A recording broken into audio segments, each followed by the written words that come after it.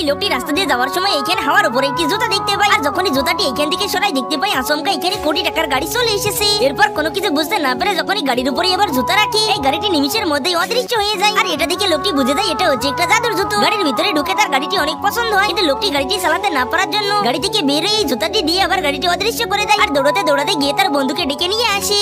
দেখ বন্ধু, এখানেই গাড়ি। কিন্তু তার বন্ধু এখানে গাড়ি না দেখতে পেয়ে তার পাগল বন্ধুকে একটি মাথায় লাথি দেয়। আর তখনই জুতাটি হাতে নিলে দেখতে পায় তার বন্ধু আচমকা তার সামনে কোটি টাকার গাড়ি চলে এসেছে। এত সুন্দর গাড়ি দেখে এই দুইটি গরিব লোক তাড়াতাড়ি গাড়ির ভিতরে উঠে পড়ে। আর তার বন্ধু গাড়ি চালানো শুরু করলে বলে, চল বন্ধু এই গাড়িটা আমরা বিক্রি করে দিয়েছি, তাহলে আমরা কোটি টাকার বেশি পাবো। কিন্তু তার বন্ধু বলে, আরে পাগল, এই জাদুই গাড়ি আমি বিক্রি করবো না। এই অদৃশ্য গাড়ি দিয়ে আমরা চুরি করি, কয়েকদিনের মধ্যেই এর থেকে বেশি টাকা ইনকাম করতে পারবো। এরপর তারা গাড়ি নিয়ে একটি দোকানের সামনে গিয়ে বলে, দোকানদার ভাই তাড়াতাড়ি আমাদের শরবত দাও। দোকানদার যখনই তাদের শরবত দেয় বলে, এরপর পেঁয়াজও নিয়ে আসো। আর যখনই পেঁয়াজও নিয়ে আসে বলে, কয় টাকা হয়েছে? দোকানদার 200 টাকা বললে এই লোকটি বলে, ভাই দোকানে যাও, আমি দিচ্ছি। আর তখনই এই জুতাটা শুয়ে গাড়িটি অদৃশ্য করে নিয়ে এখান থেকে পালিয়ে যায়। এখন এই দুঃখী মায়ের জন্য সাবস্ক্রাইব করে দাও।